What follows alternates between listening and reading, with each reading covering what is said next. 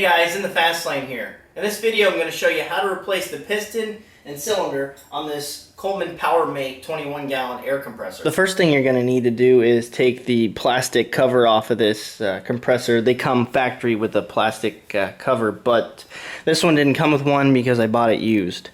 So all you're going to do is get a crescent wrench. I believe this might be a 14 millimeter on the exhaust line.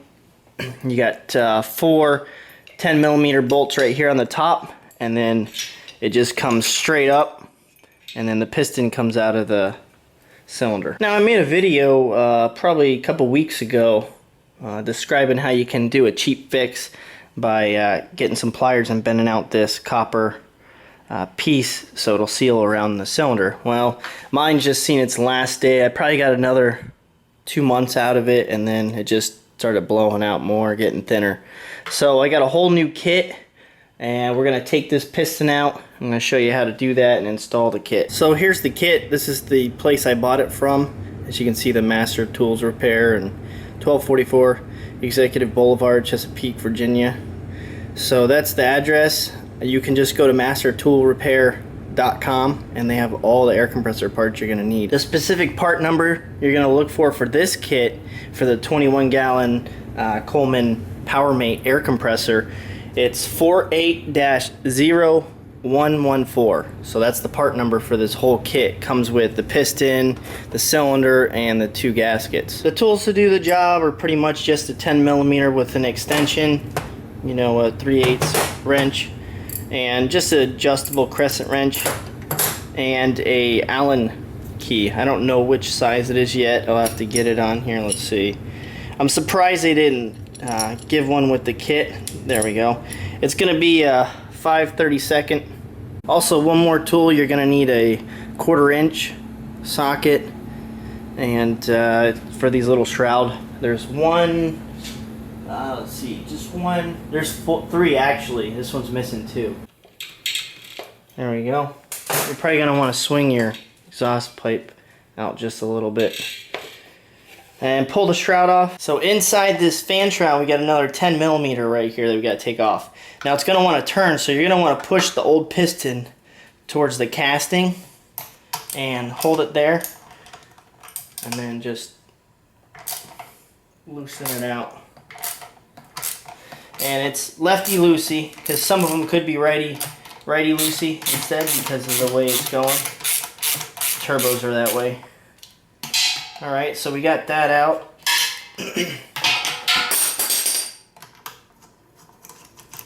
Take that all the way out. And shroud should come off now. You're probably going to have to get a big flathead down in there and pry it out.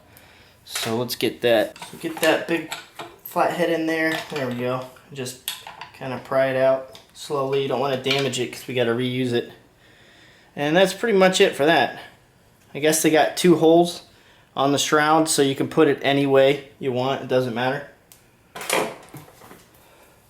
Alright, so now it's time to take this piston off. And there's a 5/32 or 5/32 Allen wrench on the bottom we're going to have to loosen. Alright, so let's get the Allen wrench in there. Kind of hold the top of the piston. And it's going to be lefty-loosey, so you don't got to worry about anything else. There we go. It feels like it's loose enough, and we're just going to pull it out. Just like that. Now keep in mind, before I take this off, I want to show you. This is crucial, or else you'll damage your piston and the head. So you're probably looking at this new piston saying, why is it flat right there on this one side and it's higher up over here? Well, the reeds are here. This is where the reeds go in the head. It actually goes this way. So we need to pay attention to which way it is on the actual motor. So the flat side on this one is towards the front of the compressor. As you can see right here, it's flat. If you get it backwards, as soon as you start it up, you're gonna end up blowing it up because this part's gonna smash into the head and destroy the reeds. Now I explained that, you just kind of pull it right out and up, and that's it. So remember, the flat part is going towards the front. So now we're gonna take our new piston, and right before we do that, we want to remember which way the actual cylinder went. Alright, now that we got our piston out, we just want to check our bearing, make sure our bearing's in good shape, you know, and not all rattly. And this one's in really good shape. So now that that's been checked, we want to take our cylinder and we want to take the original cylinder and head and see which way it was put, because it goes like this. Now we want to look on the bottom, and as you can see here, one side's fatter than the other, so I don't want to lose my bolts. Just throw those in there. So if we're looking right here, this is exactly how it has to go on, just like this. So just match it up, and that's the way it's got to go, like that. I'm going to take some general purpose grease and just run a light coat on the inside, because we want the piston to seat properly in the cylinder. You'll get a better seal. If you just throw it in there dry, it might pre-wear a little too early. Now let's put the piston in. You got your flat side in the front. I'm going to drop it down, kind of push it out at an angle to get it over this bearing. In order to get this on there, it's going to be a little tough.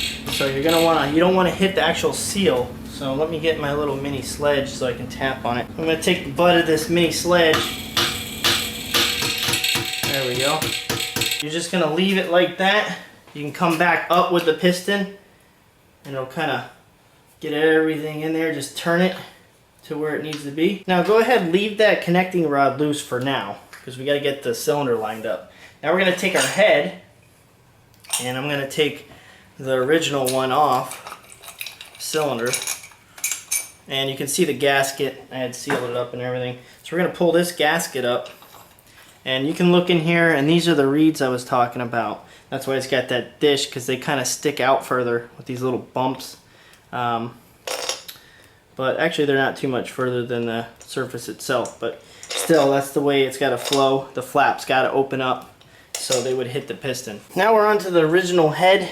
So we got to take these bolts out.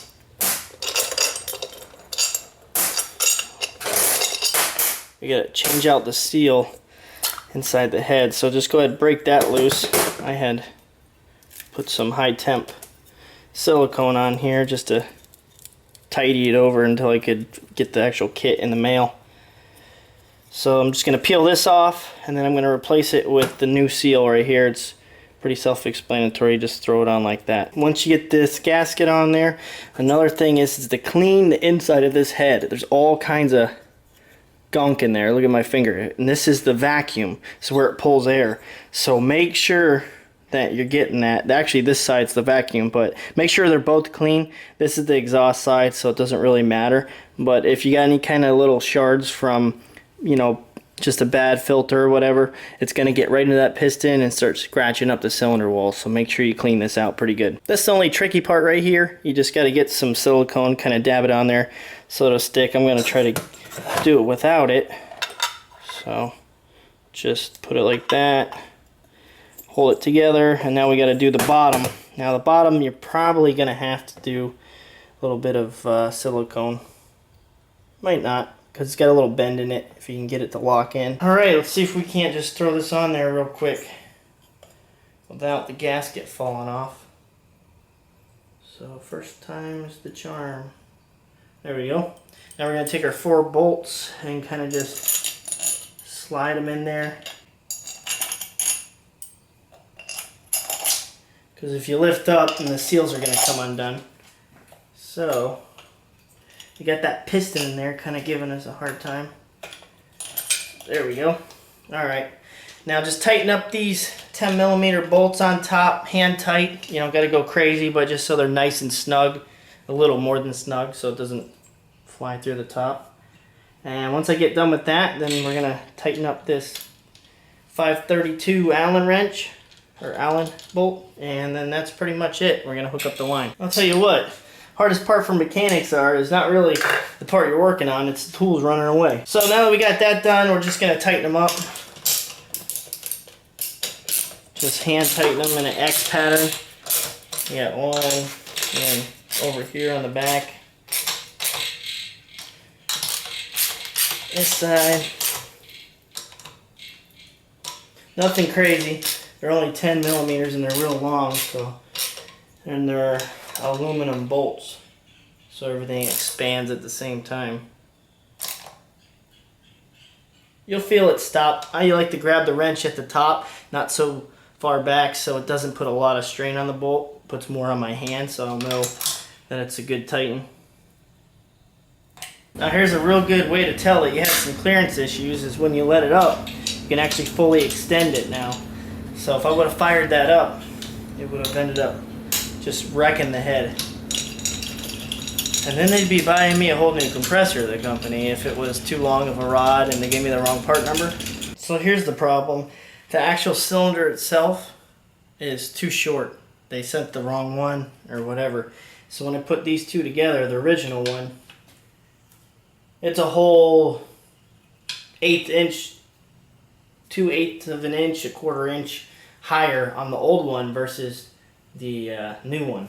So I could just put some washers under here, 4 washers, you know, flat washers, and it'll raise it up just a hair. I just got off the phone with them, and apparently I ordered the 2 horsepower kit. It's the same model number, but I guess this compressor comes with 2 different motors. I got the 6 horsepower one, and they have a 2 horsepower with the same model number.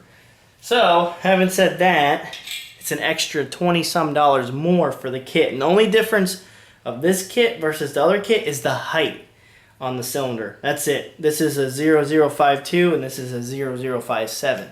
So what I'm going to do is just put 4 washers under here to give it that extra height that we need. We're off about, I'd say, 1/8 of an inch maybe. A little more than 1/8, maybe a feeler gauge or so. So for as little as 1/4, you can save yourself over $20–25. So I'm just taking these washers and I'm lifting up on the cylinder and I'm placing them underneath it. Alright, so now we're gonna just turn the piston and rod, make sure we don't have any more clearance issues, which we don't.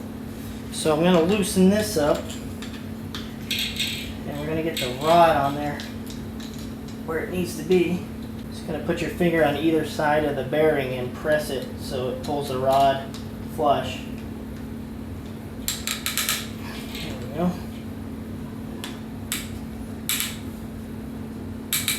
Just give it a good tighten. I don't want this thing flying off. Just a little close-up of the 4 washers I put on there. They're probably like 1/8 inch thick. Now we're gonna take our fan, and there's 2 grooves in the crank. And we're just gonna put it pretty much anywhere we want to put it, honestly. There's 2 here, and it doesn't matter which one you put it on. So, I'll just put it on the original one. And you're gonna want to turn it. There we go, so it gets in there.